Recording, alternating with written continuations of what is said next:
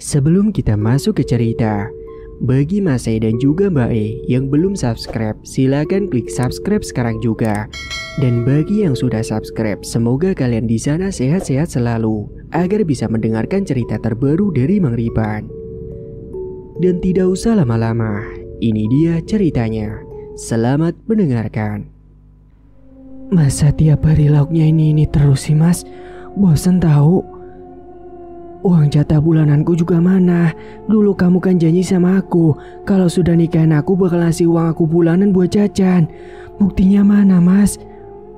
Keluh seorang istri, yaitu Nivi, kepada suaminya. Mereka sepasang suami istri yang kini hidupnya dalam kekurangan dan kini sering berdebat masalah-masalah sepele, dan itu terpicu karena kurangnya ekonomi mereka. Dulu, Andre ini adalah seorang karyawan tetap di sebuah pabrik terkenal dan dengan gaji yang lumayan.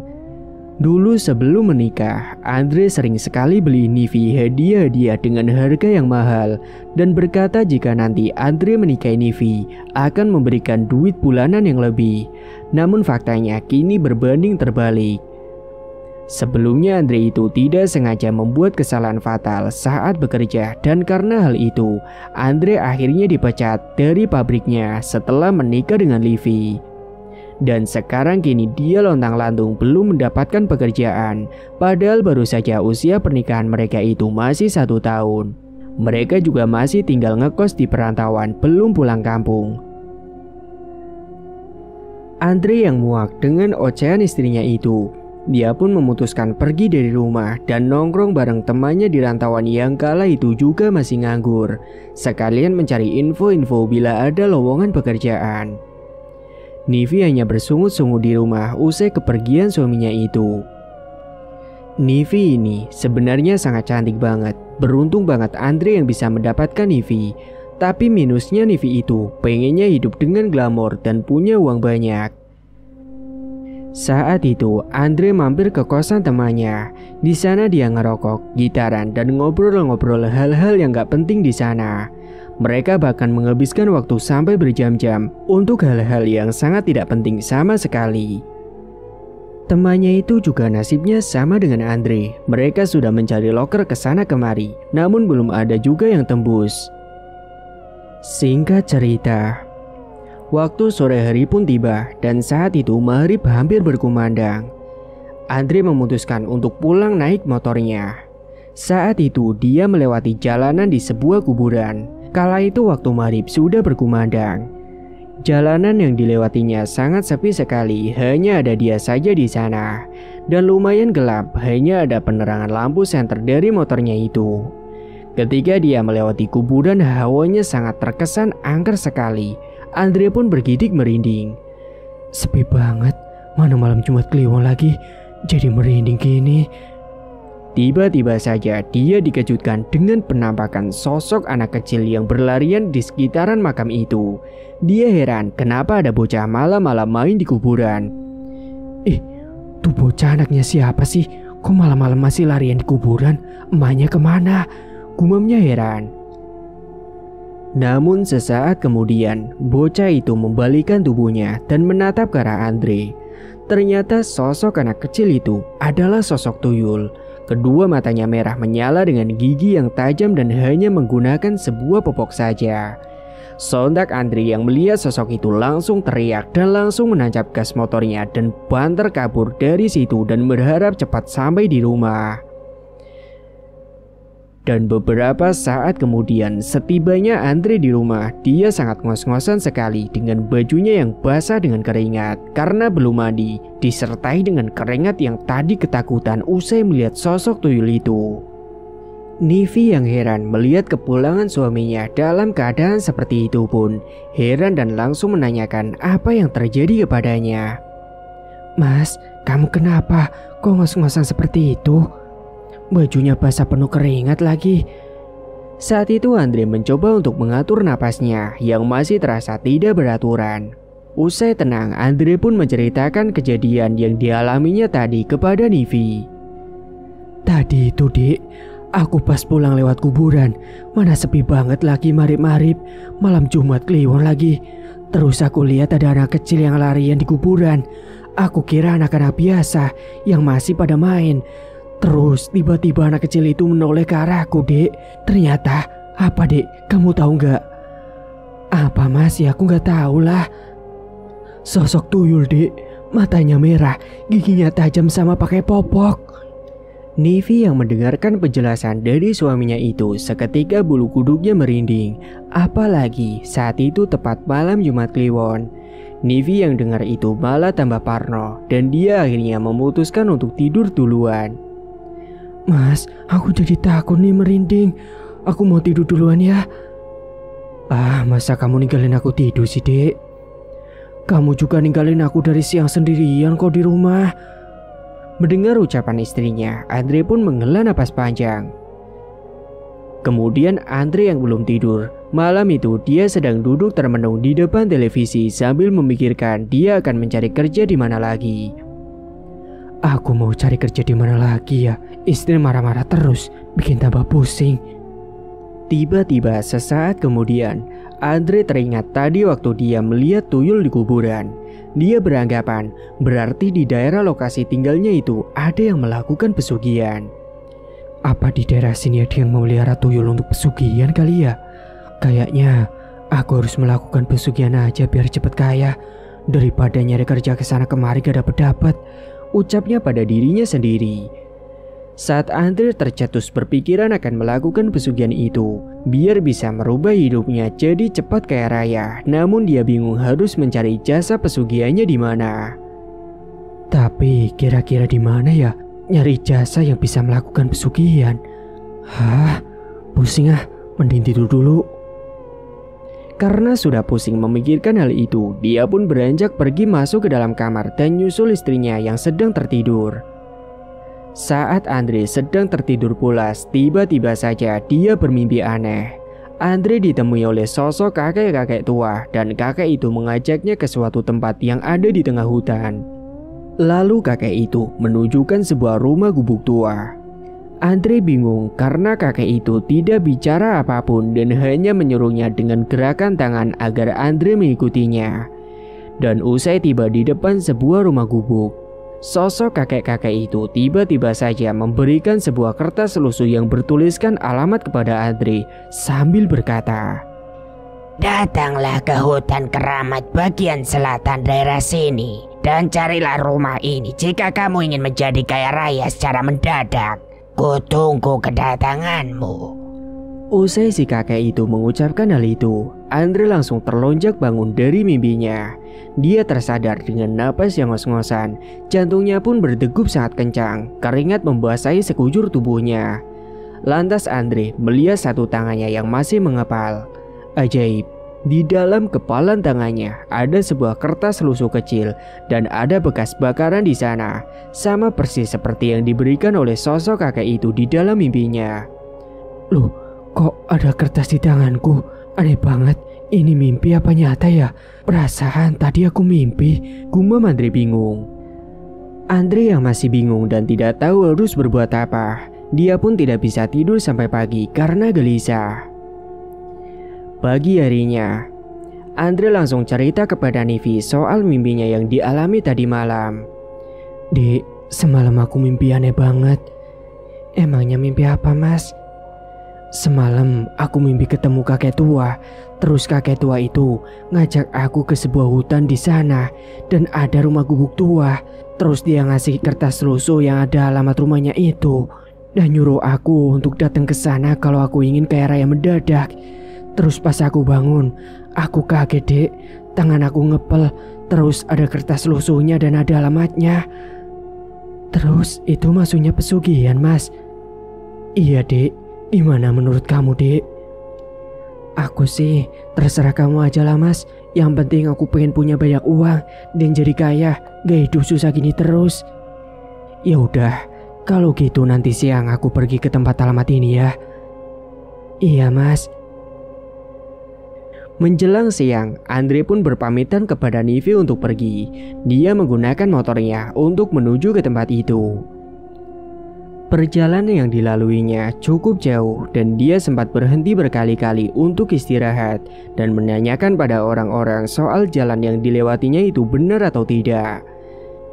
Dan akhirnya usai berjam-jam, Andre sampai juga di sebuah pendopo desa menuju ke arah hutan.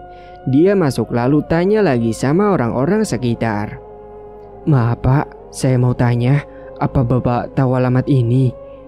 Benar kan Pak desanya ini?" Tanya Andre sembari menunjukkan kertas alamat yang lusuh itu. "Oh iya bener Mas, rumahnya ada di sebelah barat desa, dekat dengan sungai Mas.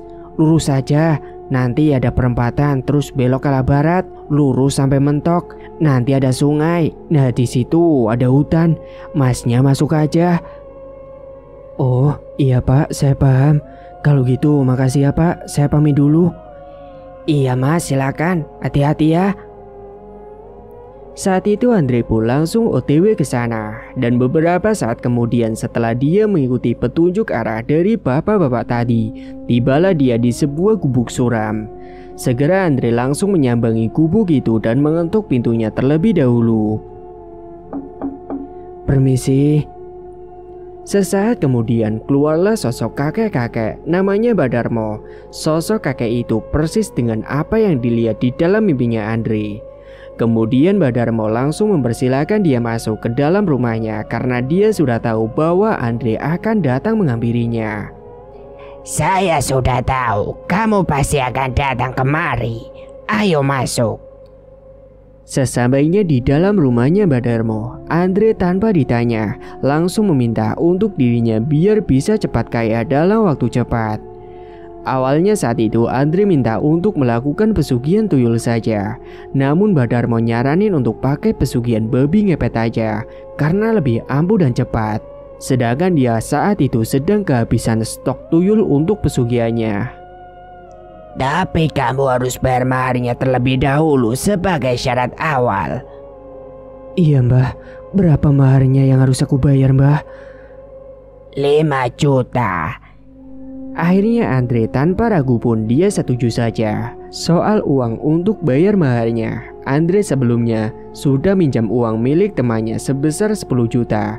Dan untungnya mahar yang diminta Badarmo hanya 5 juta saja. Setelah membayar maharnya kepada Badarmo, malam harinya mereka akan melakukan ritual. Mereka pun mulai jalani ritual. Nantinya Badarmo akan memberikan sebuah ajian kepada Andre supaya nanti Andre bisa berubah menjadi sosok siluman babi dan mulai menjarah harta para warga. Malam itu, Badarmo mengajak Andre ke sungai yang ada di sana karena tidak terlalu jauh jaraknya dari rumah Badarmo. Mereka tidak memerlukan waktu lama untuk sampai di sana. Dan sesampainya di sungai, di sana ada sebuah batu besar yang berceruk atau berlubang di sampingnya, di mana lubangnya itu lumayan besar dan muat untuk dimasuki satu orang. Sesampainya di sungai itu, Badarmo menyuruh Andre untuk duduk bertapa sembari nanti akan merapalkan mantra yang akan diberi olehnya.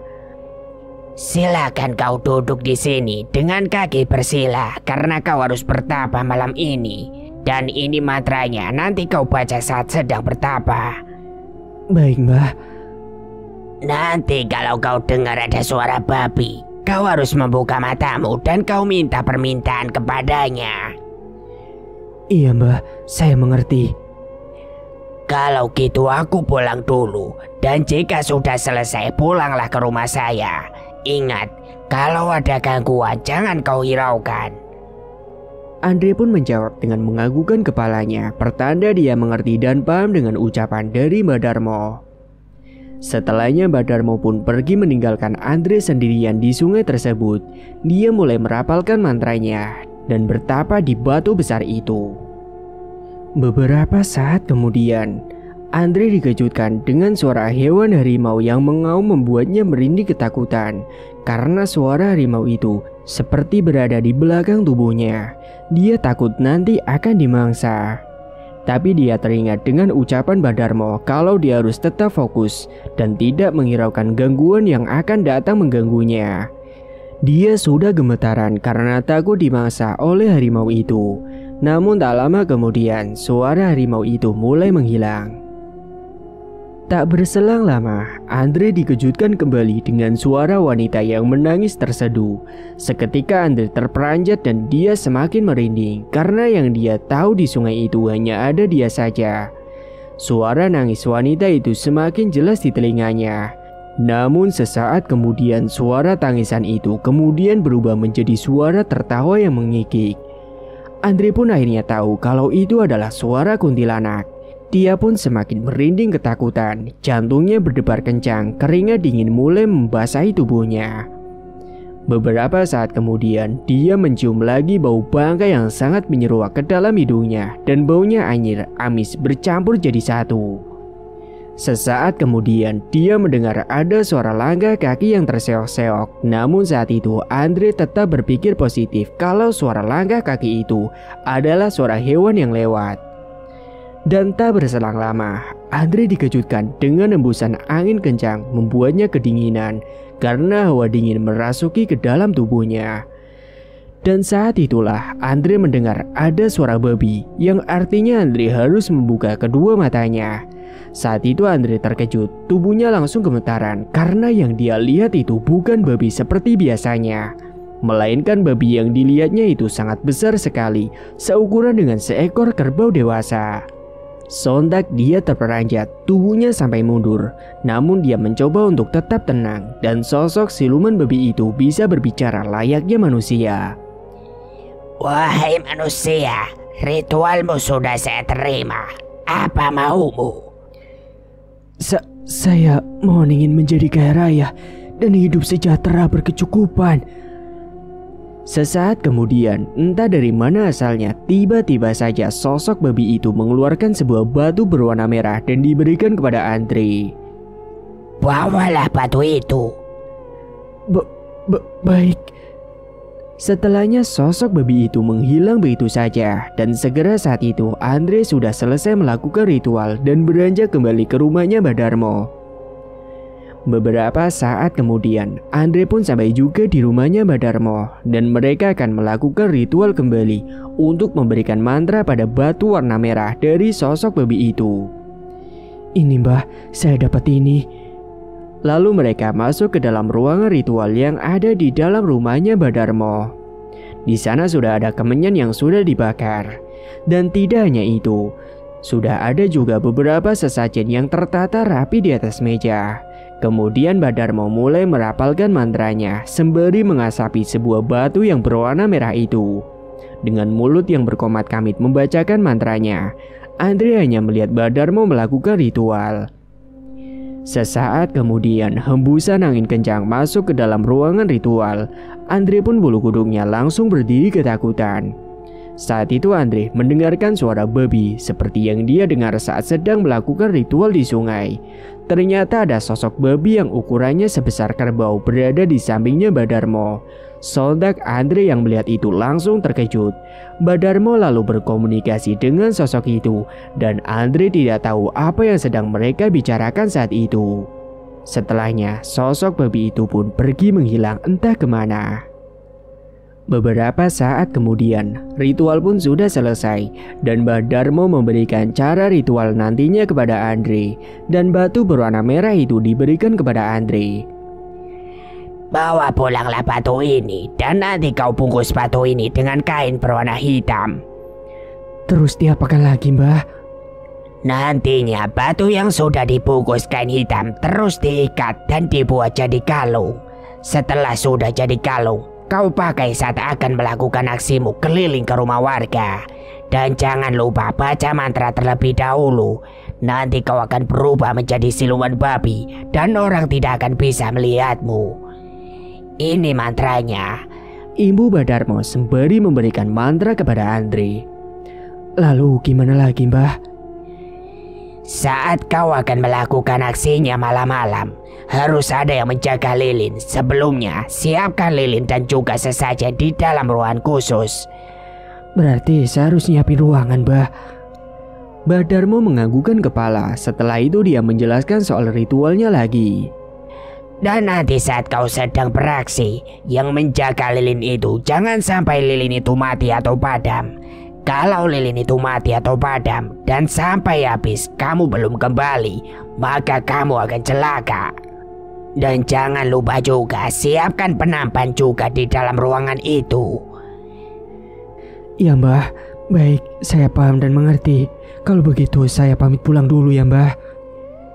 Dan malam itu juga, Andre mengendarai motornya untuk pulang ke rumah. Namun di tengah perjalanan, dia merinding mengendarai motornya sendirian. Jalanan yang dilewati sangat sepi sekali. Tiba-tiba saja dia merinding dan mencium bau busuk dan juga anyir serta bau amis yang menyeruak ke dalam hidungnya. Saat itu Andre melihat ke arah spion motornya dan dia terkejut saat melihat ada sosok kuntilanak yang terbang di belakang mengikutinya. Sontak dia mempercepat laju motornya karena ketakutan. Dia sudah mengantuk dan lelah, akhirnya melek karena ketakutan dan napasnya terasa ngos-ngosan.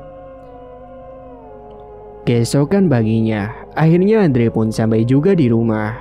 Dia terlihat lelah sekali, tapi meskipun begitu, sesampainya di rumah dia langsung menceritakan semuanya kepada si Nivi. Gimana Mas ritualnya? Aku berhasil, Dek. Terus gimana Mas nantinya? Nanti kita harus siapin ruangan dan beli beberapa sesajen, serta beli kain hitam, Dek. Juga penampan serta kemenyan. Oh iya, lilinnya jangan lupa, Dek. Buat apa Mas? Ya buat nanti kita ritual malam-malam, Dek. Kamu yang jaga lilin nanti ya. Akhirnya siang harinya mereka pergi ke pasar untuk membelikan beberapa syarat yang akan dilakukan untuk ritual nantinya.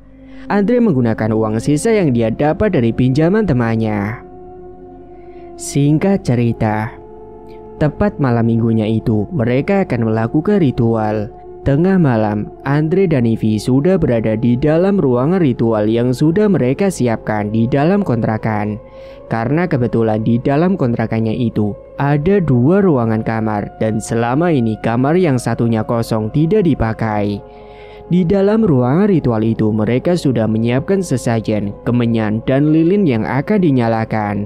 Serta sudah ada penampan untuk tempat uang dan barang yang nantinya akan Andre curi. Semua itu sudah mereka siapkan sedari tadi siang yang telah dibelinya dari pasar. Saat itu, Andre mulai menggunakan kalung batu berwarna merah yang sudah dibungkus dengan kain hitam dan tak lupa merapalkan mantranya terlebih dahulu. Sedangkan Nivi juga sudah menyalakan lilinnya dan sudah siap untuk berjaga. Sesaat kemudian, Nivi dikejutkan dengan Andre yang seketika berubah menjadi siluman babi. Setelahnya Andre pun mulai berangkat mencari ke rumah-rumah warga yang besar dan juga mewah, yaitu orang kaya, karena pasti orang kaya banyak uang dan juga perhiasannya. Dia pun segera berkeliling dan sesampainya di dalam rumah-rumah warga itu, dia akan mengendus-ngendus barang serta uang yang ada di sana nantinya. Dan nanti semua barang yang diendusnya itu akan berpindah ke penampan yang ada di dalam ruangan yang sedang dijaga oleh Nivi. Beberapa saat kemudian, Andre yang sudah berhasil mendapatkan banyak uang dan perhiasan. Sontak Nivi yang ada di dalam ruangan terkejut karena di penampan itu tiba-tiba saja sudah banyak sekali uang dan juga perhiasan. Setelah dirasa sudah mendapatkan banyak, Andre pun segera kembali pulang ke rumah dan berubah wujud menjadi manusia kembali. Lalu Nivi meniup lilin itu. Saat itu mereka sangat senang sekali karena malam itu mereka mendapatkan harta yang sangat banyak sekali. Mas, akhirnya kita kaya Mas, ucap Nivi dengan gembira. Iya Dek, besok kita ke pasar ya Dek. Mau apa Mas? Kita tukarkan emasnya Dek. Oh iya Mas, kamu benar.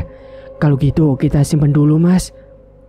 Setelah mereka menyimpan uang dan juga perhiasan yang didapatnya itu, mereka pun segera beranjak untuk tidur. Akan tetapi saat itu Andre belum bisa tidur sehingga dia pun duduk santai terlebih dahulu di ruang televisi. Karena dia masih senang karena bisa mendapatkan uang banyak dengan cara cepat. Saat itu Andre yang sedang duduk di depan televisi sendirian, sementara Nivi sudah tertidur pulas. Tiba-tiba saja Andre melihat sekelibat bahan hitam yang melesat begitu saja, sangat cepat sekali. Sontak bayangan hitam itu membuatnya terkejut. Dia pun mengedarkan badangannya mencari keberadaan bayangan hitam tadi yang melesat dengan cepat. Namun dia tidak melihat bayangan itu lagi. Seketika hembusan angin masuk ke dalam ruangan itu membuat dia merinding sampai dia mengelus lengannya. Kok jadi merinding gini ya? Sesaat kemudian, Andre mencium bau busuk yang menyeruak ke dalam hidungnya. Baunya itu sangat busuk sekali dan bercampur dengan bau anyir darah. Andre yang masih merinding tiba-tiba saja malah dikejutkan dengan tirai jendela rumahnya yang terbuka sendiri dan terdengar jelas sekali. Sontak dia terkejut dan menoleh ke arah tirai jendela itu. Memang benar, tirainya bergerak-gerak sendiri seperti ada yang membuka. Andre pun berteriak dan dirinya parno dan ketakutan dan dia pun langsung lari terbirit masuk ke dalam kamarnya menyusul Nivi tidur. Namun napasnya itu masih terasa tidak beraturan dan jantungnya pun berdebar dengan kencang. Keringat pun juga membasahi bajunya. Lalu dia segera menenggelamkan tubuhnya di balik selimut. Meskipun dia masih gerah berkeringat, membuatnya semakin kepanasan. Keesokan paginya, mereka dengan semangat segera pergi ke pasar untuk menukarkan emas untuk ditukar dengan uang. Dan singkat cerita, semenjak itu mereka menjadi orang yang kaya, mempunyai banyak uang. Berkali-kali mereka sudah melakukan ritual dan kini hidup mereka sudah enak. Uang sudah banyak dan apapun yang mereka ingin tinggal membeli. Nivi juga sudah tidak pernah bersungut-sungut lagi kepada Andre karena dia selalu mendapatkan uang. Dia juga selalu shopping belanja yang dia inginkan. Bahkan dia kini ikut kumpul dengan teman-teman arisan sosialitanya. Tidak hanya itu, mereka juga sekarang sudah membuat rumah sendiri, tidak mengontrak karena uang yang mereka miliki benar-benar banyak sekali dari hasil ngepet. Bahkan mereka juga memiliki usaha ruko sendiri. Meskipun Andre nganggur di rumah, tapi mereka punya usaha dan juga karyawan. Jadi bisa mengecoh warga kalau mereka ini sebenarnya melakukan ngepet. Namun tak elak, rumor soal warga yang sering kehilangan uang dan juga barang-barang berharga yang mereka miliki mulai tersebar luas di daerah situ. Akan tetapi mereka berdua berusaha sebisa mungkin untuk sampai tidak ketahuan dan agar warga tidak curiga dengan harta kekayaannya. Namun tetap saja ada beberapa warga yang curiga dengan kesuksesan Andre dan Nivi karena mereka tiba-tiba banyak uang dan menjadi kaya raya mendadak. Suatu ketika, saat Nivi sedang belanja ke warung dekat rumahnya, ada beberapa ibu-ibu yang sedang bergosip soal uang dan barang-barang yang pada hilang. Bu, kira-kira siapa ya yang ngambil uang kita? Kok bisa hilang? Apa iya sih ada maling? Menurut saya sih pasti ada yang ngepet di daerah sini, Bu. Saat Nivi datang, ibu-ibu lalu menghentikan obrolannya. Tak lupa Nivi menyapa ibu-ibu yang ada di sana. Pagi ibu-ibu, lagi ngobrolin apa nih? Tanya Nivi. Akan tetapi ibu-ibu itu terlihat sinis kepada Nivi karena mereka curiga kepadanya. Namun Nivi tidak peduli kalau sapaannya itu tidak direspon. Dia pun melanjutkan untuk belanja. Saat Nivi sudah selesai belanja, dia ditegur oleh para ibu-ibu. Mereka menanyakan kepada Nivi atas kecurigaannya mereka. Nivi, sini. Iya Bu, ada apa? Kamu sama suami kamu ngepet ya? Iya, pasti kalian ngepet ya dan mencuri harta para warga di sini. Loh, kok ibu-ibu ngomong seperti itu, Bu? Jangan fitnah ya, Bu, kalau nggak ada bukti. Ucap Nivi seolah tidak melakukan hal itu dan tidak terima dikatain hal itu. Halah, jujur aja deh. Secara kan kalian sekarang jadi kaya mendadak. Padahal beberapa bulan yang lalu kalian miskin.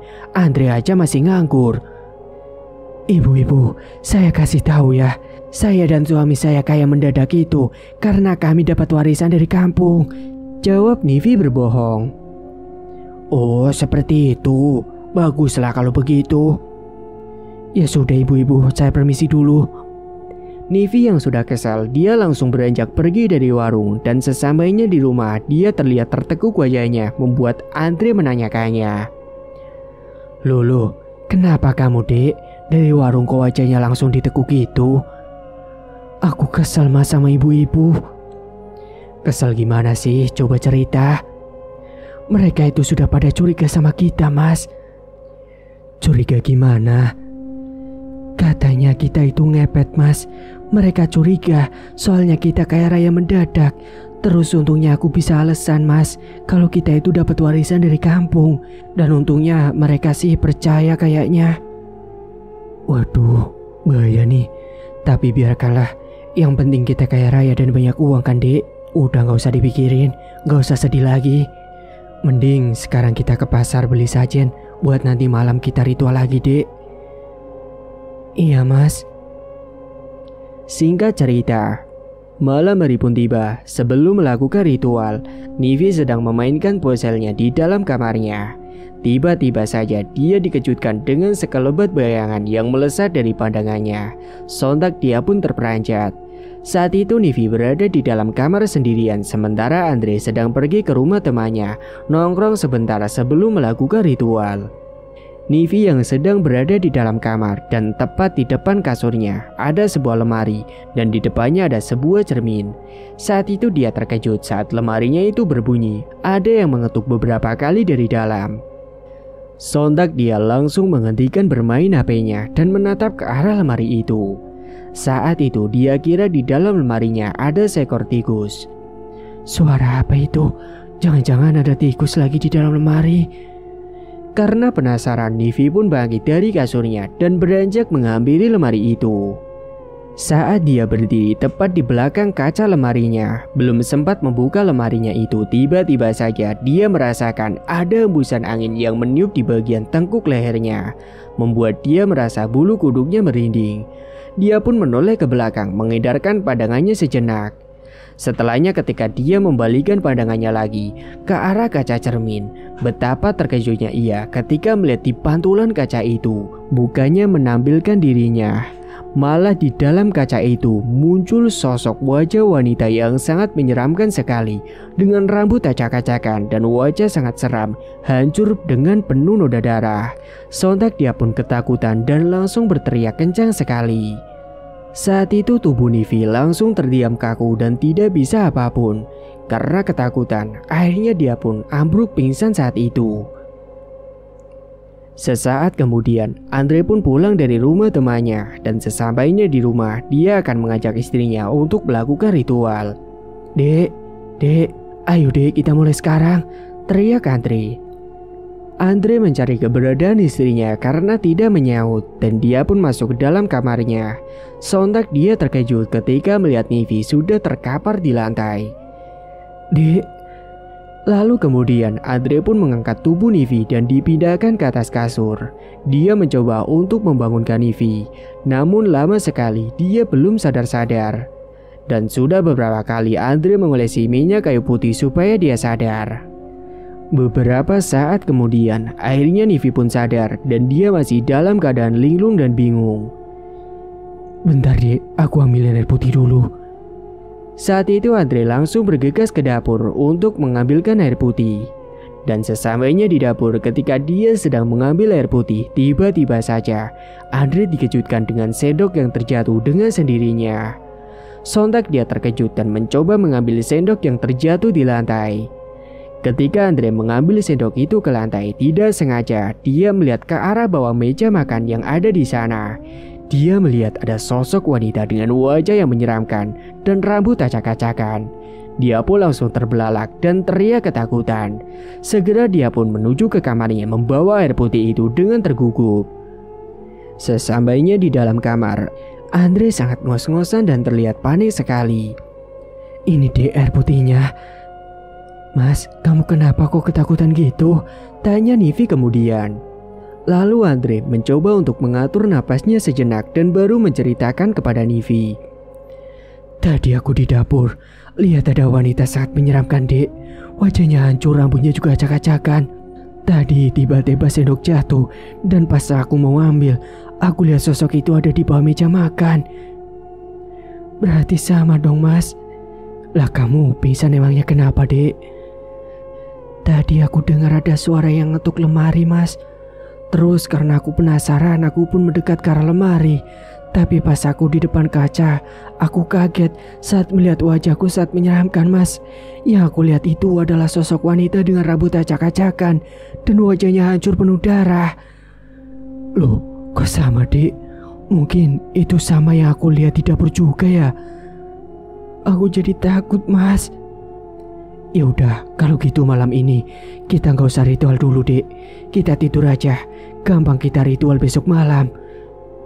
Akhirnya karena kejadian itu membuat mereka ketakutan, mereka pun gagal untuk melakukan ritual malam itu dan mereka memilih untuk langsung tidur.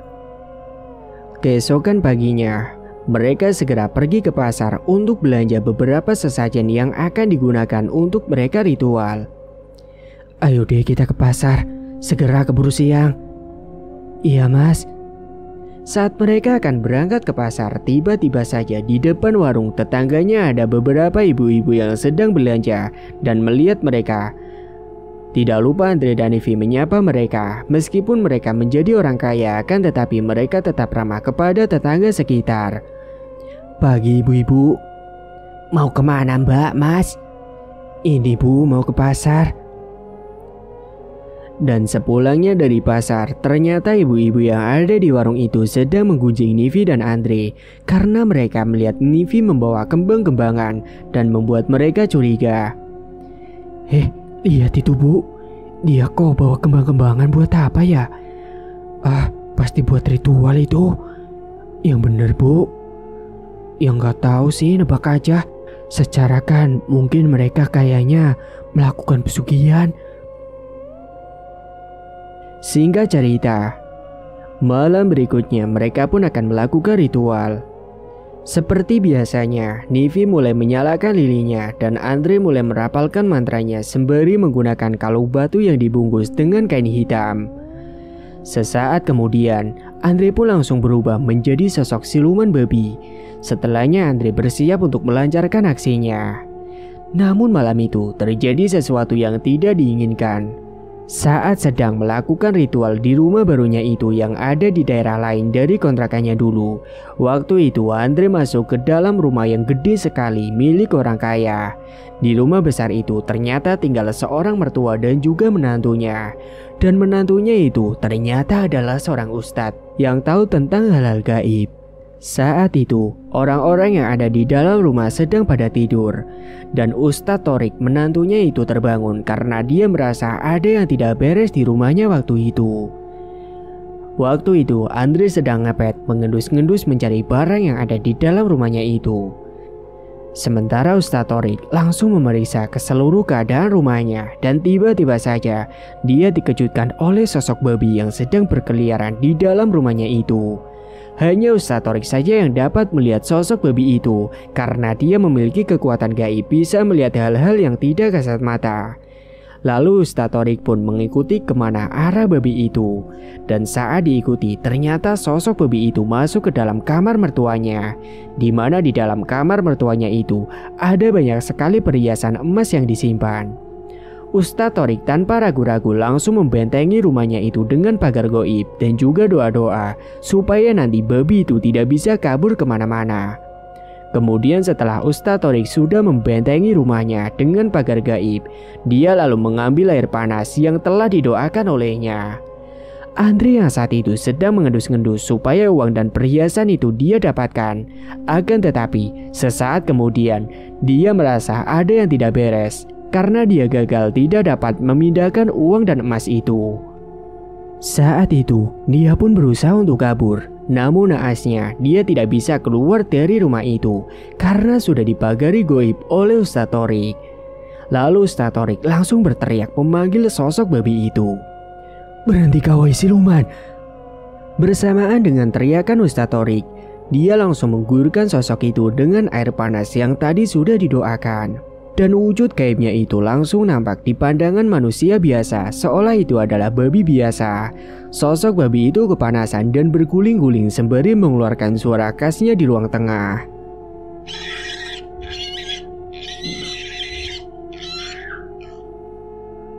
Ibu mertuanya Ustadz Torik yang sedang tidur pun terbangun karena tadi mendengar teriakan dari menantunya. Lalu dia bangun dan terkejut saat melihat ada babi di dalam rumahnya itu sedang ditangani oleh Ustadz Torik. Astagfirullahaladzim, kok ada babi? Dari mana, Rik? Ini bukan babi biasa, Bu. Terus apa maksud kamu? Ini babi ngepet, Bu. Tadi saya lihat babi itu mau masuk ke dalam kamar Ibu. Lah terus itu mau digimanakan, Rick? Nanti kita amankan dulu, Bu.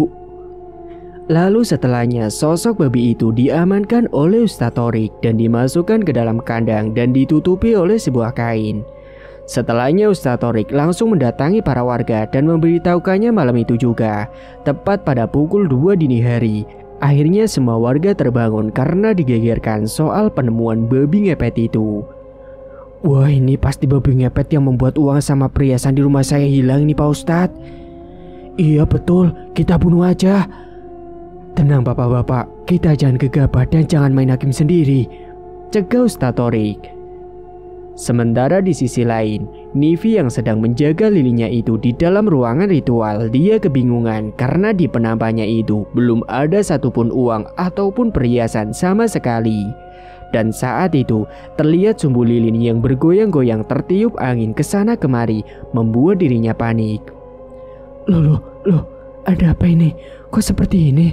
Biasanya kan gak pernah seperti ini, ucapnya cemas. Apa mungkin terjadi apa-apa dengan Mas Santri ya? Pertanyaan-pertanyaan itu membuatnya semakin khawatir dan takut. Hembusan angin pun masuk ke dalam ruangan ritual, membuat Nivi semakin ketakutan dan dia bingung apa yang harus dilakukan olehnya. Sesaat kemudian, Nivi pun melihat ke jendela ruangan ritualnya menanti suaminya agar segera datang, namun belum kunjung datang. Duh, Mas Andre kemana sih? Udah jam segini kok belum pulang juga sih? Sementara di sisi lain, para warga yang habis pulang sholat subuh melihat ke arah kandang itu terkejut karena babi yang ada di dalam kandang itu tiba-tiba berubah wujud menjadi sosok manusia. Naas, sosok babi itu sebelum dihakimi oleh massa sudah berubah wujud menjadi seorang manusia biasa dan dengan wujudnya yang menyeramkan. Semua kakinya itu berbentuk seperti kaki babi, bahkan hidungnya berubah menjadi seperti hidung babi. Andre pun akhirnya meninggal dunia karena dia sudah diketahui identitasnya oleh para warga karena sosok babi yang sudah menjalin kontrak perjanjian itu tahu. Astagfirullahaladzim, ucap semua warga yang ada di sana. Dan saat itulah ada beberapa warga yang mengenali Andre karena masih tetanggaan dengan Andre. Loh, ini kok seperti orang yang baru pindahan? Iya bener, kalau nggak salah namanya Andre. Wah, berarti bener selama ini mereka itu telah melakukan pesugihan babi. Tenang, bapak-bapak ibu-ibu jangan berisik. Gimana nih Pak Ustadz? Dia sudah membuat resah dan mengambil uang dan juga perhiasan kita semua. Namun beberapa saat kemudian Andre yang wujudnya berubah menjadi manusia kembali. Namun dengan keadaan yang aneh, akhirnya dia pun meninggal dunia dengan keadaan seperti itu. Nivi yang berada di dalam ruangan ritualnya itu semakin panik dan bingung harus melakukan apa karena lilinnya itu semakin mengecil dan sampai akhirnya padam dengan sendirinya. Mas, kamu di mana Mas? Kok belum pulang juga sih Mas? Sesaat kemudian Nivi mendengar ada suara yang mengetuk pintunya dari luar rumah. Segera dia pun bangkit keluar untuk membukakan pintunya itu karena dia pikir itu adalah Andre suaminya yang baru pulang. Itu pasti Mas Andre. Setelahnya dia pun langsung membukakan pintu itu. Dan saat pintu rumahnya dibuka, dia terkejut ketika di hadapannya itu ada sosok babi yang seukuran segede kerbau. Sontak Nivi yang melihat sosok itu langsung terdiam, tubuhnya kaku, gemetaran karena sosok itu begitu sangat menyeramkan. Sosok itu tidak mengatakan apa-apa kepada Nivi, namun Nivi yang tidak kuat melihat sosok itu, akhirnya dia pun ambruk pingsan di lantai. Keesokan paginya, beberapa warga datang ke rumahnya Nivi, namun mereka terkejut karena sudah melihat Nivi terkapar di ambang pintu rumahnya. Dan mereka langsung mengangkat Nivi masuk ke dalam ruang tamu, serta mencoba untuk dibangunkan. Beberapa saat kemudian, akhirnya Nivi sadar juga dari pingsannya, dan dia terkejut karena melihat di rumahnya itu sudah ada banyak orang. Loh, bapak-bapak ibu-ibu ada apa ya? Kok rame-rame di sini? Tanyanya kebingungan. Mbak, kita datang ke sini tuh mau nanya, apa benar Mas Andre ada di rumahnya? Sontak saat itu Nivi kebingungan harus menjawab apa, dan akhirnya dia pun jujur kepada semuanya tentang apa yang sudah mereka lakukan. Sebelumnya saya mohon maaf bapak-bapak ibu-ibu. Saya juga tidak tahu suami saya di mana. Saya mau jujur, kalau selama ini saya dan suami saya itu sudah melakukan pesugihan babi ngepet. Astagfirullahaladzim. Semalam itu kami melakukan ritual, namun tidak seperti biasanya. Lilin yang sudah saya jaga itu padam, dan gak tahu di mana suami saya sampai sekarang belum pulang. Nivi menjelaskan itu sembari menangis. Berarti benar kalau yang di depan rumahnya Ustadz Torik itu adalah Mas Andre, ucap salah satu warga. Iya benar, ayo mbak kita ke sana. Akhirnya saat itu, Nivi dibawa oleh para warga ke tempatnya Andre dan dia nangis kejer saat tahu suaminya itu sudah meninggal dunia dengan kondisi yang mengenaskan. Kondisi tubuhnya Andre sangat aneh sekali dan mengerikan, sungguh tragis sekali nasibnya itu. Akhirnya hari itu juga jenazah Andre akan segera dimakamkan. Akan tetapi saat dimandikan, jenazahnya itu baunya sangat busuk sekali. Bahkan para warga semua yang bertakziah ke rumahnya itu terus menggunjing. Mereka yang datang ke rumahnya juga merinding karena kan rumahnya itu adalah tempat ritual, apalagi tempat mereka melakukan pesugihan. Saat itu jenazah yang akan dikafani tiba-tiba mengeluarkan cairan hitam entah apa yang berasal dari tubuhnya. Kasihan ya, meninggalnya dalam keadaan seperti itu. Iya, pasti kena azab itu. Biarkan saja, rasain sendiri akibat perbuatannya itu yang sudah melakukan pesugihan dan meresahkan beberapa warga. Gunjingan para warga pun terdengar saling bersahutan. Setelah sepeninggalannya Andre, sekarang Nivi akan diproses secara hukum karena diduga kasus pencurian dan juga meresahkan warga. Dan semenjak itu, rumah dan semua ruko usaha milik Andre dan Nivi itu terbengkalai karena tidak ada yang ngurus. Bahkan rumahnya juga terbengkalai bertahun-tahun. Dan kini menjadi angker, banyak penghuninya, bukan manusia, melainkan sosok-sosok tak kasat mata yang menyeramkan. Pesan kali ini, carilah rezeki dengan cara yang halal. Jangan sampai melakukan hal yang sesat demi mendapatkan sebuah harta kekayaan yang melimpah dengan cara instan. Karena itu tidak akan berkah dan akan berakhir dengan celaka di kemudian harinya. Tetap sabarlah dan bersyukur tentang apa yang ada. Jangan pernah menyerah, tetap berusaha sebisa mungkin. Dan kelak akan tiba masanya. Usaha yang telah diperjuangkan itu akan menjadi sukses dan menghasilkan banyak rezeki yang berkah. Insya Allah. Tamat. Cerita pun selesai. Terima kasih bagi Mas E dan Mbak E yang sudah setia menyimak cerita ini sampai akhir. Dan bagi yang belum menekan tombol subscribe, silakan klik tombol subscribe sekarang juga. Dan semoga kalian semua dimanapun berada selalu sehat-sehat semua dan dimudahkan segala urusannya. Dan sampai jumpa lagi di cerita terbaru yang akan Mang Ripan bawakan nantinya.